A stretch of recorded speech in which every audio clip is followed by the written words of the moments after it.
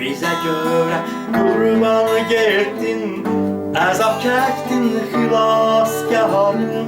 Günahlarımıza görə qanını tökdün.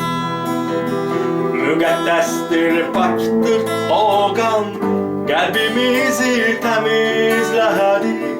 Salih olduq biz imanla, Rəblə barışdıq. Sən qalib gəldin, Rəbbim dirildin, Rəbbim ucalıdın, sən zəfər çalıdın. Sən bizə qələbə verdin, həyat gətirdin. Sən bizə xilası verdin, sevinç bəxş etdin. Sən bizə qələbə verdin, həyat gətirdin. Sən bizə xilası verdin, sevinç bəxş etdin. İzzət olsun Tanrımıza, ölümdən bizi qurtardın.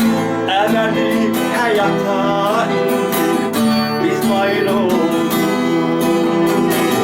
Minnətdarıq, alqış sənə, tək layiqsən sən izzətə.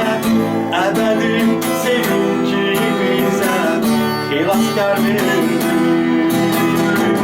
Sən qalib gəldin, Rəbbim dirildin, Rəbbim ucalıdın, sən zəfər çalıdın. Sən bizə qələbə verdin, həyat gətirdin. Sən bizə xilası verdin, sevinç bəxş etdin. Sən bizə qələbə verdin, həyat gətirdin. Sən bizə xilası verdin, sevinç bəxş etdin. Göydəki bütün mələklər baxıb bizə sevinsinlər. Tanrının alqışı Rəbbə ucalır. Hər tərəfə ətir sakar, bizim qəlblər həmdlə dolar. Necə də xoş Rəbbə olar, İzzətlər mələr. Sən qalib gəldin, Rəbbim dirildin, Rəbbim ucalıdın, sən zəfər çalıdın. Sən bizə qələbə verdin, həyat gətirdin.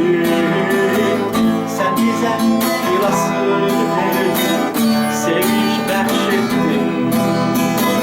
Sən bizə qələbə verdin, həyat gətirdin. Sən bizə xilası verdin, sevinç bəxş etdin. Sən bizə qələbə verdin, həyat gətirdin.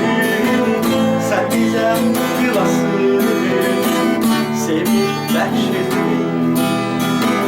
Sən bizə qələbə verdin, həyat gətirdin. Sən bizə xilası verdin, sevinç bəxş etdin.